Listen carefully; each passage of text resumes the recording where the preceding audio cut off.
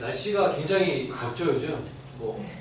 어제 그제 며칠 동안 뭐 35도 막 이렇게 올라가가지고 어떤 지역은 뭐 40도까지 올라갔는데 사실상 온도 여러분 온도를 뭐 재도 어떻게 재는지 아시죠? 이게 서늘한 곳에 가장 그 동네 서늘한 곳에다가 이렇게 뭐죠? 나무로 이제 집 지어놓고 그 안에 온도계를 넣어놓기 때문에 실질적으로 그거는 뭐 그렇게 온도를 재면은 30 몇 도일지 몰라도 아스팔트 위에서는 그렇지 않죠, 그렇죠? 우리들이 걸어다니는 아스팔트 위에서는 뭐 40도, 45도로 올라가겠죠. 저도 예전에 그 군대를 저쪽에 철원에서 했거든요. 근데 거기가 그 그 기온차가 굉장히 심해요. 그래서 여름에는 엄청나게 덥고 겨울에는 엄청나게 추운 지역인데 또 제가 들어갈 때 당시 그때가 전 세계적으로 한파주의보 경보가 내렸던 때예요. 그래갖고 제가 있을 때 가장 추웠던 날이 온도계로 38도까지 내렸어요. 그리고 그때 이제 그 군대에서 저는 이제 훈련병 시절이었고 그때 이제 겨울에 혹한기 훈련을 뛰는 부대에서 그 영하 38도 떨어지는 그때 하필이면 혹한기를 뛰는 바람에 결국에는 170 몇 명이 동상 걸리고 그다음 또 100몇십 명이 동창인 거 걸리고 5명이 발가락을 잘랐어요. 그때. 그래가지고 뭐 의가사태제하고 그런 것을 봤어요. 그러니까 그 정도로 날씨가 추운 날들이 계속되었고 여름 되니까 제가 그 통신병을 좀 하면서 온도계를 제가 들고 다니거든요. 비가 오고 오후 3시였는데 그러니까 너무 덥더라고요. 비가 지나갔어요. 그래서 그러고 나서 비가 지나갔으니까 온도가 좀 떨어졌으려나 온도계를 딱 보니까 44도 되더라고요. 그래서 이게 정말 그 정부에서 공시하는 온도랑은 많이 차이가 납니다. 실질적으로 우리들이 느낄 수 있는 온도는 굉장히 높죠. 그리고 뭐 딴 나라도 중동이라든지 이런 데 되면 그런 데는 뭐 40몇 도 이렇게 된다고 하는데 실질적으로 모래 위에서는 온도가 엄청나게 높습니다. 그래서 온도가 그 사막의 모래의 온도는 80도까지 올라가거든요, 거의. 그러니까 거기에 발을 얹으면 발이 거의 탈 정도로 온도가 높죠. 그러니까 그렇게 온도가 높이 올라가고 그래요. 많이 더워. 근데 요즘 이렇게 더워가지고 저기 보니까 어느 지역에는 그 뭐죠 바지락이 다 아예 끓어버렸죠. 그래가지고 바지락이랑 농사 오장 망쳐버리는. 얼마나 더우면. 근데 점점 이렇게 기온들이 겨울에는 춥고 막 여름에는 덥고 이런 일들이 많아가지고 그리고 태풍도 전에도 말씀드렸습니다만 허리케인으로 저쪽으로 가야 될 허리케인이 우회해가지고 이쪽으로 한반도 근처로 막 날아오지 않나. 참 그 자연 현상들이 여러 가지 안 좋은 현상들이 일어나는 걸 보면서 주님 오실 때가 됐나. 여러분 주님 오실 때를 이렇게 기다리시나요? 별로 안 기다리시죠? 이렇게 내가 됐으면 늙어 죽을 때까지 안 됐으면 그렇다 이렇게. 그러나 여러분이 생각하시는 것보다 훨씬 좋기 때문에 빨리 오시면 아마 굉장히 기분 좋을 겁니다. 그리고 저는 이곳에서 천년 왕국이 펼쳐질 것을 믿고 있는 사람이기 때문에 물론 이제 그 여러 가지 그것을 천년 왕국 오지 않는다 아니면은 뭐다 이렇게 여러 가지 이론들이 있습니다만 저는 천년 왕국이 이 땅에 펼쳐질 것을 믿는 사람이라서 혹시 예수님이 오시고 나서 천년왕국이 펼쳐지면 천년 동안 여기서도 살려고 했잖아요. 그러니까 별로 상관없지 않을까 그런 생각을 해보는데 아무튼 오늘 그 말씀에 보면은 예수님이 가버나움이라는 곳에 들어가시는 것부터 이제 말씀이 시작돼요. 근데 원래 예수님은 어디에 사셨는지 아시죠? 원래 어디 사셨어요, 예수님이? 어디 사셨어요? 네, 아실 줄 알았는데 모르시나 보는데 네, 여기 보면 이제 나사렛이라는 동네에 사시잖아요, 그죠? 이 나사렛이라는 동네, 이게 지금 예수님 당시 행정구역으로 생각하시면 돼요. 그래서 여기 이두메라는 지역 있고 위에가 유대라는 지역 있고 사마리아 행정구역이죠. 베레아, 그 다음에 데가볼리, 갈릴리, 수리아 이런 식으로 부르는 거예요. 이런 식으로 부르는데 여기가 이제 헤롯이 다스리는 그 지역이죠. 로마 통치하에 여기가 다 있거든요. 근데 여기가 헤롯이 다스리고 있어요, 여기를. 근데 여기가 이제 유대인들이 여기에 많이 살죠. 여기에 많이 살고 사마리아는 어떤 지역이에요?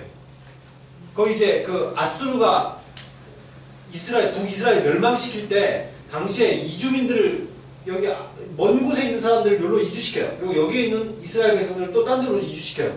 그러면서 이 지역을 거의 호남민족화 시켜버렸어요. 그러니까 사마리아인도 어떤 사람이에요? 이스라엘의 원래 10개 지파의 사람들이 11개 지파의 사람들이 살고 있다가 어떻게 된 거예요? 다른 지역에 있는 사람들하고 완전히 이게 피가 섞이게 되면서 그래서 이 유대인들은 민족적 혈통을 잘 지켜왔다는 베냐민 지파와 유다지파죠. 그렇기 때문에 바울이 자기를 소개할 때 뭐라고 해요?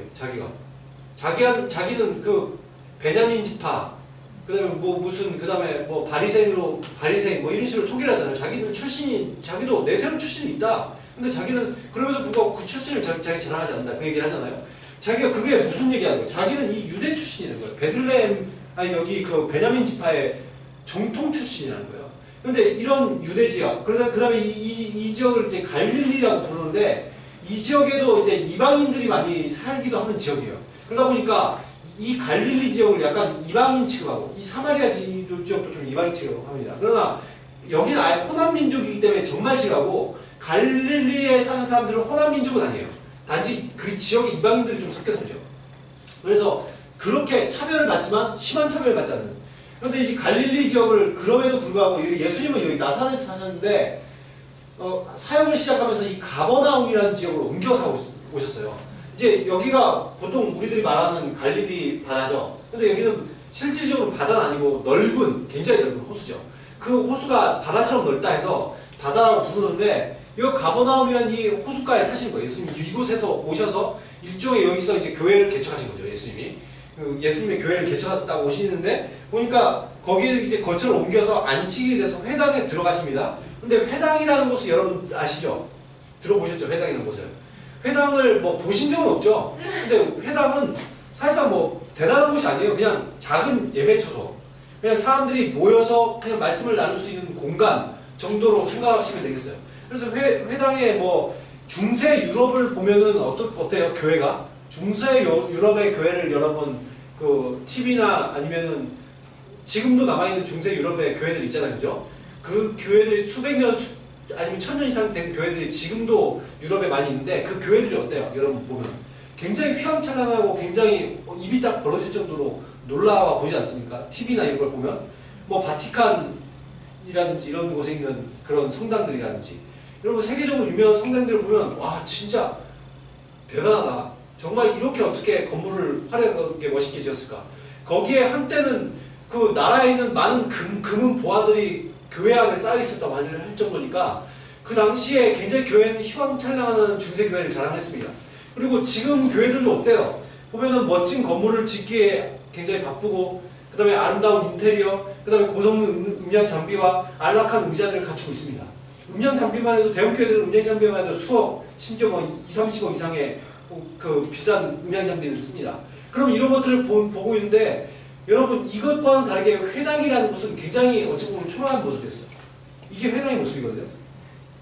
여러분 보면은 어때요? 그냥 이건 이제 잘라놓은 단면도를 보여주기 위해서 잘라놓은 건데 여기 보면 이제 거의 건물 안에 그냥 이렇게 계단처럼 의자 만들어 놓고 기둥 너무 무너지지 않도록 기둥 세우는 게 전부죠.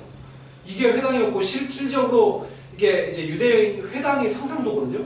근데 이것이 실제 회당이 이렇게 생긴 회당도 있어요. 이거는 안디옥에 있는 그 유대 회당입니다. 바울이 주로 사역했던 지역이고 그 다음에 바울이 이 회당을 중심으로 이렇게 성도들을 모으고 그랬잖아요. 그죠? 그리고 이렇게 생겼어요. 보면 그냥 별거 없죠. 그냥 돌 주워다가 돌 이렇게 얹고 거기다가 위에 여기는 뭐 위에 이제 천막 같은 거는 없었겠지만 그냥 천막 같은 거 하나 치면 끝인 거예요. 의자 갖다 놓고 이렇게 간소한 모습으로 예배를 드렸다는 것이죠. 저도 이런 것들을 보면서 그런 생각이 들더라고요. 여기가 서울이어서 너무 요즘 계속 생각이 드는 게 지방이었으면 좋긴 하겠다. 서울은 이게 땅값이 비싸가지고 뭐 건물도 뭐 못 세우고 그러는데 지방에 있었으면 여러분 땅값이 얼마 안 하잖아요. 제가 예전에 지방에 지낼 때 보니까 땅값이 뭐 그냥 어느 정도 살만한 동네가 한 200만 원 정도 되더라고 평당. 서울 가장 외곽 헬기란다. 비행기 뜨고 앉는 바로 옆에가 2천만 원이더라고요 평당. 근데 여기 저 지방에는 200만 원 정도면 사니까 200만 원 하면 그럼 한 50평 사면은 1억 정도 되나요? 그 정도 사잖아요, 그죠? 그러니까 땅 사가지고 뭐 건물 지을 돈 없으면 그냥 컨테이너 박스 몇 개 사면 그 예배를 드릴 수 있는 그렇잖아요. 아니면 뭐 벽돌로 몇 개 얹어가지고 그냥 지붕만 나가면 예배를 드릴 수 있는 교회들이 만들어질 수 있는데 참 옛날에 오히려 이런 예배당에서 예배 드릴 때가 정말 오히려 교회가 더 폭발적으로 성장할 수 있었고 하나님의 많은 재정들을 좋은데 사용할 수 있었기 때문에 더욱더 좋지 않았을까라는 생각이 들어서 그래 부흥이 만약 되면 뭐 벽 좀 터서 다시 벽 연결하고 컨테이너 박스 한 개 더 갖다 놓고 하면은 교회가 될 건데 이런 생각들이 최근에 좀 들어가지고 지방이 좋긴 좋겠구나 이런 측면에서 이런 생각들이 들고 있어요. 근데 아무튼 우리들이 중요한 것은 그렇잖아요. 우리가 뭐 건물이 중요한 게 아니잖아요. 진리와 영으로 예배를 드릴 수 있는. 그러니까 우리들이 정말 예배 드릴 수 있는 공간만 있으면 얼마나 다행입니까? 그런 데서 그냥 예배를 드릴 수 있는. 우리가 비록 지금도 이렇게 화실에서 예배를 드리고 있지만 이렇게 드릴 수 있는 공간만 있어도 참 감사한 것이죠. 그죠? 이렇게 그냥 간단하게 예배를 드릴 수 있고 그 회당이 거의 이런 식이었다는 거죠. 사람들이 그냥 모여서 그냥 자유롭게 예배 드릴 수 있는 공간. 이들은 원래라면 어떤 공간이 있었어요? 원래라면은 그 예루살렘에 성전이 있었는데 로마에 의해서 완전히 짓밟히면서 성전다운 재구시를 하지 못하도록 전락하고 있는 상태였습니다. 그러다 보니까 유대인들이 회당 중심으로 모이기 시작하는 거예요. 그러니까 하나님께서 어찌 보면은 회당으로 옮기신 거죠. 지금 드려지는 예배의 원형의 모습들을 회당 가운데서 이제 이루게 만드신 거죠. 그래서 예배의 형태 자체가 예루살렘에는 어떤 예배가 드려졌어요? 피제사가 드려졌잖아요. 그죠? 날마다 동물을 잡고 그것으로 인해서 이제 제사가 드려졌지만 회당 예배라는 것은 보통 그냥 굉장히 간소해요. 기도하고 그 다음에 말씀 봉독하는 사람이 나와서 봉독을 하고 당시에는 이제 성경책을 다 들고 다닐 수 없잖아요. 그죠? 여러분은 10,000매, 20,000매처럼 성경책을 삽니다만은 그때 당시 성경책을 다 쓰기 위해서는 몇억 정도가 들었습니다. 그렇기 때문에 성경을 여러분 들고 다니지 못하죠. 회당 가운데 성경이 한계가 있는 거예요. 그래서 그 성경을 보고 같이 말씀을 듣고 설교자가 나와서 설교하는 그런 그 성경 율법을 해석해주는 그런 식으로 이제 예배가 진행이 되었었죠. 그리고 평소에는 소년들이 율법을 거기서 배우고 그다음에 말씀을 나눌 수 있는 공간. 그러다 보니까 공간이라는 것이 그냥 그들에게는 그렇게 큰 공간이 필요하지 않아요. 그냥 그 당시의 사람들은 성인 남성 10명만 모이면 그냥 회당을 지어버립니다. 여러분 그들의 신앙이 어느 정도인지 알겠죠? 우리들은 어디 간다고 10명 모였다고 기독교 모임이 시작하나요? 아니잖아요. 여러분이 다니던 학교에서 기독교 모임이 10명 모이면 시작했나요? 아니면 여러분의 직장에서 10명이 모이면 신회를 시작하나요? 그러지 않죠. 근데 이 당시에 유대인들은 어디를 가든지 10명 정도만 모이면 그냥 거기에다 회당을 지어버린 거예요. 자신들의 돈을 들여서 회당 건물을 짓고 그러니 돈이 많이 있지 않으니까 건물을 간소하게 짓겠죠. 그리고 거기서 가장 중요한 것은 말씀이기 때문에 성경책을 만드는데 요즘 돈을 몇 억이 들기 때문에 그들은 쉽지 않게 많은 헌금을 해야 됐었고 그래서 그것으로 자기들의 말씀을 들을 수 있도록 이렇게 하고 있었습니다. 근데 이 문제는 이제 당시 회당이라는 곳이 이런 곳에 계속해서 상주하고 있을 수 있는 여건이 됩니까? 여기서 이제 목사님이 요즘으로 치면 목사님 같은 분이 여기서 계속 지내면서 살 수 있는 환경은 아니죠. 그죠? 회당이. 그렇게 보이지 않죠. 실제로 당시에는 상주하는 어떤 랍비나 교사들이 있지 않았어요. 그러다 보니까 이 사람들은 자신들의 본업을 가지고 있는 경우가 많았고 그렇기 때문에 어때요? 보면 바울 같은 경우도 어떤 일들을 했어요? 복음을 증거하면서 텐트 메이커이잖아요. 그죠? 텐트를 만드는 기술을 가지고 자기가 주일에는 예배를 할 수 있고 또한 그러니까 그때 당시 안식이죠. 안식일에는 예배를 드릴 수 있고 평일에도 복음을 증거하는 방식으로 했죠. 랍비라는 사람들이 원래부터 그런 교육을 해요. 바리새인들은 교육을 받는데 그들에게 받는 교육이 율법에 대한 교육이 한 가지는 그 직업 교육을 받습니다. 그래서 어디 가서나 혹시나 자기가 수입이 안 생기면 그것을 통해서 직업을 가질 수 있도록 이렇게 교육이 이루어지곤 했습니다. 아무튼 이렇게 상주하는 랍비가 없다 보니까 방문하는 어떤 랍비나 교사가 있다면 그 사람들한테 설교를 맡기는 거예요. 요즘으로 따지면. 그래서 그러다 보니까 이제 그 초청 강사가 있는 교회인 거예요. 일종의. 여러분 이러다 보니까 예수님과 또한 예수님의 제자들과 바울이 어떻게 전도를 합니까? 이런 회당 중심에서 그 회당 중심으로 선교를 활동을 하는 거예요. 회당에는 늘 유대인들이 모이고 또한 여기서 내가 딱 방문 교사라고 보고 하면은 그 사람에게 설교를 맡겨주는 이런 자격이 주어지니까 예수님과 예수님 제자들과 또한 바울 같은 사람들은 오히려 굉장히 좋은 여건이 있는 거죠. 자기가 돌아다니면서 언제든지 설교를 해볼 수 있는 기회가 생긴 거예요. 그렇기 때문에 예수 그리스도를 증거할 수 있는 기회들이 굉장히 이 당시에 많았다는 것이죠. 아무튼 이런 배경이 있는데 회당이라는 것이 예수님이 안식일에 회당에 왜 들어오셨겠어요? 오늘 안식일에 대해서 회당에 들어오시잖아요. 왜 들어오셨겠어요? 당연히 안식일이니까 예배를 하러 들어오신 거죠. 근데 오늘은 아마도 예수님이 뭐로 오신 것 같아요? 내용상 보니까 예수님도 랍비로 인정받기 시작했기 때문에 당시에 초청 강사로 지금 이제 강단에 쓴 것 같아요. 근데 여러분 어떤 강사가 오냐에 따라서 여러분이 좀 약간 관심을 갖습니까? 안 갖습니까? 좀 갖죠, 그래도. 네. 이 당시도 좀 그래도 어떤 강사냐에 따라서 좀 관심을 가졌을 것 같아요. 예수님이 이제 사역을 전개하기 시작했기 때문에 저분의 내가 소문을 듣던 분 아니면 어떠한 내가 알던 분일 수도 있고 그 사람이 설교를 하는 것을 듣고 싶은 사람들이 또 있었을 거예요. 근데 이날 예수님이 오셔서 이제 설교를 하기 시작하는 시인데 와 이게 완전히 그날 설교가 완전 대박인 거예요. 여러분 완전히 기똥차게 설교를 잘하는 여러분 회당 가운데서 아무도 예수님의 설교에 집중하지 않고 졸거나 딴짓하는 사람이 없었을 거예요. 이런 예수님의 설교에 다 매료되기 시작하고 다 집중하기 시작합니다. 심지어 예수님이 나중에 보면 오병이어 사건이나 이런 걸 보시면 어때요? 아침부터 저녁까지 계속 설교를 하셨는데 사람들이 모여갖고 설교를 들으면서 자기가 배고플 줄 모르는 거예요. 그래서 걱정이 돼가지고 뭐 좀 먹여야 되겠다 이렇게 나오죠.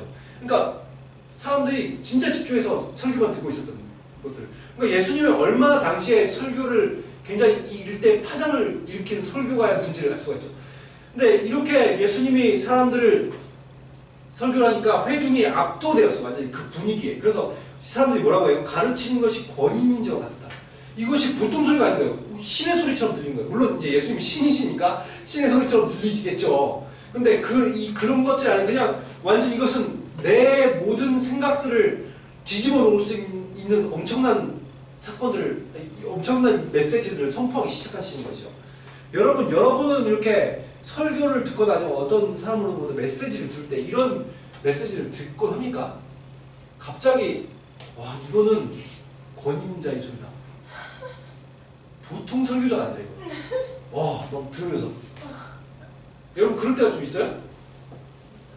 있어요? 네, 가끔 있죠. 네, 가끔 있어요. 어떤 설교자에 따라서 저는 심지어 어떤 설교자가 섰는데 서자마자 그냥 눈물이 막 주르륵 흐르더라고요. 그냥 그 사람의 영성에 그냥 압도가 되는 거예요. 제가 되게 존경하시는 목사님인데 그분도 감옥 같은 데서 청소년들 범죄자들 그것도 극악한 청소년 범죄자들 기본이 뭐 살인 정도 되는 그런 사람들이 모여있는 집회에 참석을 하셨대요. 근데 그 앞에 전 세계적으로 내노라는 목사님이 설교를 하셨는데 한번 그래 설교해봐라 이런 자세로 듣고 다 그 비아냥거리고 이런 분위기였는데 그 목사님이 설교로 강당에 섰는데 서자마자 청소년들이 분위기가 완전히 압도되었어요. 그래서 막 울고 막 눈물 흘리고 거기에 완전히 매료되어서 설교를 시작했는데 거기에 있는 모든 사람들이 회심하기 시작합니다. 이런 사건들을 제가 들은 적이 있어요. 얼마나 영성이 뛰어나면 그냥 분위기를 압도해버려요. 예수님이 그랬죠. 예수님이 설교를 하시는 그 공간에서는 사람들이 완전히 압도되버려요. 저도 종종 이런 것들을 가끔 느끼곤 합니다. 그것도 심지어 제가 그냥 사람들하고 얘기하거나 설교할 때도 이런 걸 느끼죠. 그렇기 때문에 저는 그것이 내 능력이 아닌 걸 압니다. 제가 그냥 어떤 형제나 자매하고 얘기를 하는데 어쩔 때는 이럴 때가 있어요. 여러분도 그럴 때가 좀 있나요? 저도 막 놀래요. 제가 막 말이 줄줄줄 나오는데 술술술 막 하나님에 대해서 막 얘기가 나오고 막 그 사람들의 그 감정을 터치하기 시작하는데 저도 막 놀래요. 그래서 이런 것을 놀라운 말이 막 나와요. 그러면서 그 형제나 자매도 놀래고 막 저도 놀랄 때가 있어요. 그 기도에 인도할 때도 그런 적이 있어가지고 자매가 저한테 물어보더라고요. 오빠 평소와 기도가 굉장히 다른데 그래서 솔직히 말해서 오빠가 그냥 기도하는 게 아니지 그러더라고요. 내가 어떻게 알았어? 기도가 레벨이 다르더라고. 평소에 오빠가 쓰는 언어가 아니더라고. 그래서 기도가 굉장히 굉장히 그 분위기가 압도되었다고 기도의 그 분위기에. 그러면서 그런 얘기를 하더라고. 저도 그런 것들을 경험하게 되죠. 그리고 설교에도 어떤 설교에서 제가 예전에 다니던 교회에서 설교를 하는데 나중에 집사님이 끝나고 나서 전도사님이 얘기를 하더라고요. 오늘 설교가 굉장히 대단하대요. 막 이게 뭔가 하나님의 소리처럼 느껴졌대요. 그래서 그걸 본인만 느꼈는 줄 알았는데 옆에 집사님이 막 너무 안타까워하면서 이런 설교는 녹화를 꼭 해놨어야 했는데 녹화를 못했다고 막 너무 안타까워하면서 지금이라도 녹음이라도 할까 막 이런 얘기를 하시더래요. 그래서 그걸 들으면서 저는 평소와 똑같이 했다고 생각을 하는데 그냥 하나님께서 그 순간에 역사를 하시면 그런 설교가 나오는 거죠. 근데 이런 것들이 심지어 사도행전 12장 보면 신앙이 없는 유대 지역의 왕이었던 헤롯 왕도 이런 설교를 해요. 그래서 백성들 앞에서 연설하기 시작하는데 백성이 놀랄 만한 신의 소리로 설교를 하기 시작하는 거예요. 권위 있는 설교가 나오는 것이죠. 그러니까 그 헤롯 왕이 어떻게 하기 시작해요? 우쭐하고 교만하기 시작해요. 하나님께 영광을 올려드려야 되는데 자기가 영광을 취하기 시작해요. 그러니까 하나님께서 어떻게 하세요? 벌레에 먹혀 죽게 하셨다라고 성경이 말하고 있죠. 예수님의 제자들도 갑자기 권위 있는 말을 하게 되는 경우가 있었기 때문에 사람들이 이 말들을 듣고 유대 지도자들도 난감함을 표현하는 그 말씀들이 나옵니다. 그러니까 이런 것들이 하나님의 임재가 있을 때 그분의 말씀에 굉장히 능력이 나타나고 그것을 압도된다는 것이죠. 우리들은 늘 그렇기 때문에 하나님께서 우리들 가운데 내 입술 가운데 하나님의 말씀이 머무르도록 나에게 임재하여 주셔서 하나님의 능력의 말씀이 나올 수 있도록 우리들이 기도해야 되는 것이죠.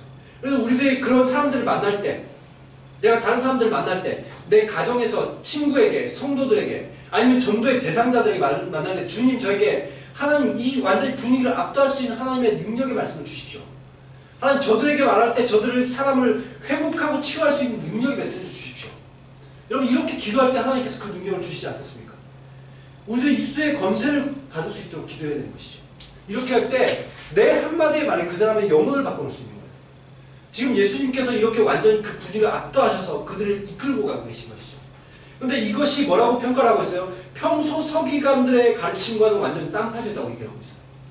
여러분 평소에 이 서기관들의 가르침이 어떻게 얘기를 해요? 이 서기관들이 지금 율법을 연구한 사람들이고 율법을 사람들에게 해석해주는 지금 설교가들이란 말이죠. 그럼 이 사람들이 얼마나 설교가 이들의 설교가 몸이 건조했으면 이렇다는 거예요.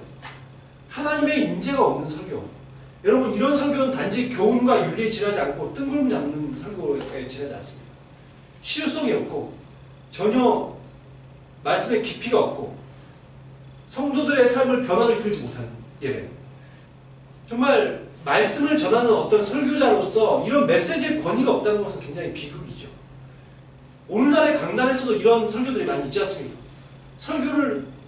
정말 설교를 했는데 성도들이 변하지 않고, 성도를 했는데 말씀을 아무도 기억할 사람이 없고, 설교를 했는데 성도들이 정말 맨날 지루해하고 이런 설교가 뭐냐, 성경에 대해서 제대로 풀어주는 것 같지 않다. 날마다 집중은 안 되고. 그러면 이런 설교자들도 있지 않습니까? 하나님의 마음을 알고 성도들에게 좋은 양식을, 영적 양식을 줄 수 있는 설교를 하면 좋겠는데 이러지 못하는. 그렇기 때문에 늘 설교자로서 긴장할 수밖에 없는 거예요. 내가 어떻게 하면 하나님의 마음을 잘 알고 그것을 전파할 수 있을까? 어떻게 하면 성도들이 내가 전하는 하나님의 말씀을 잘 받아들이고 그 말씀대로 살 수 있을까? 그것을 고민해야 되는 것이죠. 이렇게 말씀을 선포하고 있는데 이 회당에 보니까 귀신 들린 사람이 있는 거예요. 귀신 들린 사람 여러분 보신 적이 있으세요? 귀신 들린 사람 내가 본 적 있다. 보신 적 있어요? 귀신 들린 사람 어떻게 행동해요? 귀신 들린 사람들 보면 자기 본 마음이 평소에 그 사람의 마음이 아니었는데 네. 꼭 아주 그냥 진짜 자기가 뭘 다 아는 것처럼 그런 사람이 그때 몇 명 봤어요. 뭐 교회에서요? 아니요, 밖에서. 그냥 교회에서도 한 번 봤어요. 완전히 우리 친구가 하나 죽었는데 그 친구 성서 공동 노지에다가 비 오는 날 이제 우리 친구 정수연이라고 해놨는데 그 정수연이가 전도한 청년이 갑자기 막 귀신이 나왔어요? 네, 그 태연이가 와서 날 보고 그 이름을 딱 부르면서 어디에 가서 그 성경책이 있다고 가지고 오라고 그 말이라고 그러더라고요. 그런 거 봤어요. 귀신이 들었는데 네. 성경책 안 보고. 네, 봤어요. 그 미주님 어떤 사람 봤어요? 저 아는 동생이 거의 한 달인가 몇 달 정도 이렇게 귀신 들린 거. 네, 막 이상하게 막 울고 막 제가 전에 다니던 교회에서 귀신 들린 사람이 집사님이 있었는데 그 치료의 역사가 일어나지 않았던 것 같아요. 몇 달 동안 계속 보니까 계속 다니고 있더라고요.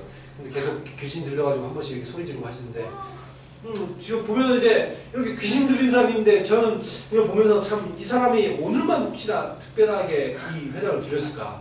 여러분 이 사람이 오늘만 들렸을까요? 유대 사회에서 유대인이었다면 아마도 계속해서 회당을 나오지 않았을까 싶습니다. 이것이 많은 사람들이 모이는 것이 아니고 몇몇 사람들이 예배를 드리는 곳이기 때문에 충분히 알 수 있었는 분위기였을 텐데 회당장과 서기관들이 이 사람을 몰랐을까? 귀신 들리는 것을 몰랐을까? 아니면 치유하지 못한 것일까? 여러분 어떤 것 같습니까? 저는 모르겠어요. 그러나 적어도 귀신 들리는 상태를 몰랐거나 아니면 알았음에도 불구하고 치유할 수 있는 능력이 없었다는 것이죠. 이 상태로 이 사람들은 계속 방치되어 왔습니다. 그런데 예수님께서 어떻게 하기 시작해요? 이렇게 말씀을 선포하기 시작하면 귀신이 본래 모습을 드러내는 거예요. 말씀이라는 것은 굉장히 악한 영을 대적하고 능히 이길 수 있는 능력이 있습니다. 그렇기 때문에 우리들이 어떻게 해야 되는 거예요? 늘 말씀에 사로잡혀야 되는 거예요. 늘 말씀을 보고 묵상하고 말씀을 암송할 때 내 안에 있는 악한 영들이 떠나가고 또한 다른 사람들에 있는 악한 영들을 쫓아낼 수 있는 권세들이 생기는 거예요. 그렇기 때문에 말씀을 들어야 돼요. 근데 안타깝게도 이 교회는, 이 회당은 영적인 분별력이 없는 교회였던 것 같고 귀신도 두려워하지 않는 교회였던 것 같아요.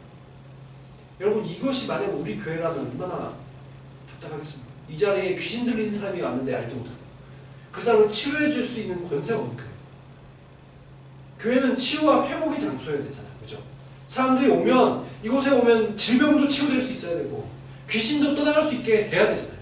그것이 성경의 과거에 있었던 일들이 아니라 지금도 일어나야 되는 일이 아닙니까? 근데 이 회당에는 그런 능력이 없어요. 근데 이것이 사실상 예수 그리스도께서 오시면 일어나는 일들이 아닙니까? 예수님께서 오시면 병들이 치유되는 거예요. 예수님께서 오시면 귀신이 떠나가야 되는 거예요. 이런 역사들이 일어난다고 지금 보여주고 있는 것이죠. 그래서 예수님께서 귀신 들어갖고 소리를 지르고 하니까 예수님이 뭐라고 얘기하셔요? 예수님이 야, 너 조용하고 나와 라고 얘기를 하시니까 귀신이 싹 나가지 보죠. 여러분 굉장한 권세죠. 그죠? 귀신을 쫓아낼 수 있는 권세. 당연히 예수님이 신이시니까 하나님이시니까 그렇게 하지만 여러분 우리들에게도 하나님의 영이 임한 사람들, 하나님의 영을 강하게 받은 사람들은 어떻게 해요? 귀신을 쫓아내는 권세들이 있는 거예요. 보면 예수님의 제자들이 병을 낫게 하고 귀신을 쫓아내는 권세를 받았다는 것을 성경에 나와 있죠. 그죠? 우리들은 예수 그리스도의 제자로 살아가는 사람들이기 때문에 우리들에게도 하나님께서 어떤 권세를 주셔요? 우리들에게 귀신을 쫓고 병을 치유하게 할 수 있는 권세를 주시는 거예요. 우리들이 계속해서 기도를 하고 그 성경에 예수님이 그래서 얘기하시죠. 기도 외에는 이런 종류가 나올 수 없느냐. 우리들이 기도를 해야 되는 거예요. 하나님 앞에 간절히 구할 때 병들이 떠나가고 귀신이 떠나가는 역사들이 일어나는 거예요. 어떤 교회 목사님이 예전에 마을에 귀신이 들어가지고 그 주민들이 좀 귀신 좀 쫓아낸다고 했대요. 그래서 그 목사님이랑 강도사님인가 전도사님 같이 가는데 딱 방에 들어가니까 목사님 보고 너 뭐야 이러더래요. 그러더니 옆에 있는 강도사님과 전도사님 보면서 깜짝 놀라면서 나는 바울도 알고 당신도 안다고 그러면서 당신 하나님을 안다면서 이렇게 막 벌벌벌 떨더래요. 그래서 그 강도사님과 전도사님이 귀신을 쫓아내줬다는 그런 얘기를 하면서 이렇게 그 목사님 얼마나 민망했어요. 장로님들도 같이 가고 막 이러는데 그래가지고 그 목사님 그때부터 기도를 굉장히 열심히 했어요. 그런 얘기. 얼마나 제 입장이면 진짜 막 쥐구멍에는 숨고 싶을 것 같아요. 이게 목사인데 전도사나 강도사가 같이 갔는데 나를 모르는데 귀신은. 그런데 이게 나보다 훨씬 신앙적 후배를 뭐 이 사람을 안다면서 벌벌 떠들고 저 그런다면 목회를 접어야 되나 아니면 방법이 그밖에 없겠죠. 주님 앞에 엎드리는 수밖에. 참 귀신들이 얼마나 우리들에게 공격적으로 나오는데 참 늘 말씀으로 무장해 있고 기도로 무장해 있지 않다면 당할 수밖에 없는 것이죠. 아무튼 이것은 결국 권위 있는 능력. 여러분 예수 그리스도께서 오셨을 때는 권위 있는 말씀이 있었어요. 그러니까 완전히 청중들을 압도하죠. 예수님께서는 또한 권위 있는 능력이 있으셔서 귀신을 쫓아낼 수 있으시죠. 저의 고민이 바로 이거예요. 이게 나도 목회자로서 권위 있는 말씀이 있냐는 거예요. 내가 말씀을 전할 때 성도들의 삶이 변할 수 있는 능력이 있냐. 내가 권위 있는 능력이 나타나는 거죠. 내가 성도들이 병이 걸렸을 때 기도하면서 병이 낫고 또한 귀신 들린 사람이 만약에 오면 귀신이 떠나가게 할 수 있나. 그들의 삶의 문제가 내가 기도하면서 해결될 수 있겠냐. 여러분 어떻습니까? 이것이 저에게만 해당된 것이 아니죠. 하나님의 말씀을 듣고 살아가는 모든 주의 백성들이 내가 과연 사람들을 만났을 때 그들에게 능력의 메시지를 선포할 수 있냐는 거예요. 권위 있는 메시지를. 내가 그 사람들을 위해서 기도할 때 문제가 해결될 수 있냐는 거예요. 다행히도 이번 주에 황보필 목사님이 기도한즉 취업이 되는 놀라운 역사. 그렇죠. 원래 그 일을 못하게 됐다가 물론 뭐 오랫동안 일하는 건 아니고 이제 공공 근로이기 때문에 3개월 단위로 하잖아요. 근데 뭐 못하게 됐어요. 근데 못하게 됐음에도 불구하고 한번 이렇게 기도를 해봐야 되겠다 하고 기도를 하고 했는데 저는 깜짝 놀랐어요. 이번 주에 갑자기 돼갖고 일을 나가고 있다길래 무슨 일을 또 나가신다 했는데 일이 됐더라고요. 우리 그때 같이 주중에 같이 기도했잖아요, 그죠? 그 문이 열리도록 기도를 했는데 그래도 다행히 우리 하나님께서 사랑하셔서 문을 열어주셨어요. 이런 일들이 계속해서 일어나야 되는 것이죠, 우리 가운데. 사도행전 4장 13절과 14절 보면 제자들도 성령이 주신 능력으로 학문 있는 자와 같이 권위 있게 말하는 거예요. 그들이 범사에 평소에 그들은 범인 같았는데 어떻게 저런 권위 있는 얘기를 하지? 또한 그의 능력이 나타나를 보고 이 유대인 관리나 장로들이 할 말을 잃은 장면이 나옵니다. 예수님은 이미 우리에게 이런 능력을 주셨다는 거예요. 하나님의 나라의 확장을 위해서 우리에게 말의 권세와 우리들의 능력을 행할 수 있음을 이미 주셨다는 거예요. 네, 그래서 내가 부여받은 예수 그리스도의 능력으로 내가 말의 권세가 있을 때 어떻게 되는 거예요? 만나는 사람들이 정말 그들의 삶의 회복과 치유가 일어나는 거죠. 그 사람들이 위로를 받고 도전을 받게 되는 거예요. 내가 그 사람을 향한 삶을 바꿀 수 있는 언어를 선포할 수 있고 그 사람에게 축복의 선포를 할 수 있는 거예요. 그렇게 할 때 그들의 삶이 변화되죠. 그게 이미 아브라함에게 주신 축복이었고 그것이 우리들에게 당연히 아브라함의 자손된 우리들에게도 있는 권세인 것이죠. 말의 권세들. 내가 말하는 대로 이루어지는 놀라운 역사들. 또 하나님께서 우리들의 삶을 변화시켜서 삶 가운데 주신 능력들. 그래서 내가 삶으로 우리들의 복을 보여줘야 되지 않습니까? 내가 말로만 하는 것이 아니라 내가 그 삶을 보여주는 거예요. 복음이 어떤 것인지 보여주는 거예요. 내 삶 가운데 정말 기적이 일어나고 능력이 나타나고 내가 정말 직장에서 하나님의 성품대로 살아서 그 사람들을 변화시킬 수 있는 능력, 그런 것들이 우리들 가운데 있다는 것이죠. 우리가 정말 하나님의 교회를 온전히 섬기고자 할 때, 사람들을 온전히 섬기고자 할 때 하나님께서 우리에게 이런 말의 권세를 주시고 능력을 주신 거예요. 정말 우리들이 그걸 구할 수 있었으면 좋겠습니다. 하나님, 정말 예수님께서는 어디 가시나 말의 권세로, 권위로 행하셨고 능력 있는 권위로 행하셨는데 주님, 저도 말의 권위를 주십시오. 그래서 정말 상처받은 사람들, 또한 복음이 필요한 사람들에게 말을 할 때 그들의 삶이 변화되는 놀라운 말의 권세를 주십시오. 또한 내가 그 사람들을 만날 때 그 사람들을 영적으로 회복시킬 수 있고 치유할 수 있는, 내가 그들을 향해서 기도한 지 병이 떠나갈 수 있는 주님, 그런 능력들을 주십시오.